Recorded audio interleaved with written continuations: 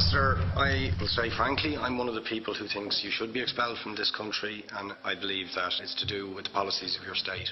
If I was Jewish and had never stepped foot in Israel, I could claim citizenship there tomorrow, but 6 million people whose origins are in what you now call Israel, who were forced out in 1947 or 48, do not have that right.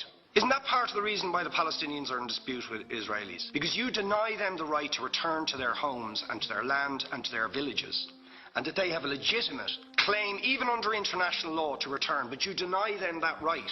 Why do you deny them that right? And why do you give that right to other people who have no connection whatsoever with the land, whether you call it Israel or whether you call it Palestine? Why do you continue to seize land if you're serious about Oslo and the two-state solution, which under that agreement is land designated to be Palestinian land? 500,000 people, most of which has taken place since Oslo. You allow that to happen. Why do you allow it to happen?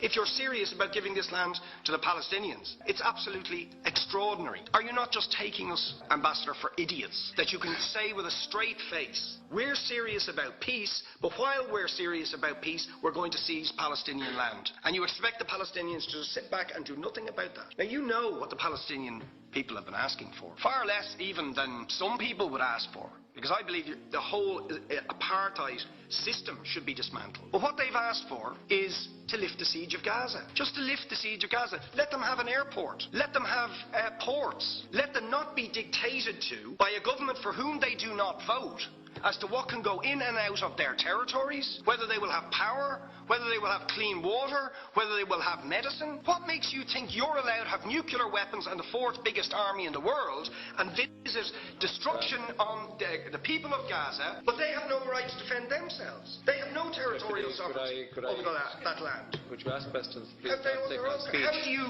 justify that? Yeah. All right. How do you justify those double standards? Very lastly, Ambassador, people like Bishop Tutu, Nelson Mandela, and I would certainly describe your state as a apartheid state, with different laws for people depending on their race or religion. For example, at checkpoints going into the West Bank, there's a channel if you're Israeli or European, and there's a channel if you're Arab. Just because you're Arab. If you came into Dáil Éireann and they stopped you and said, are you Jewish? Oh no, sorry, you can't come in through the same entrance as Irish people or European people because you're Jewish, you would call that racism and apartheid. You practice that with your checkpoints and your military barriers and your apartheid wall. How can you justify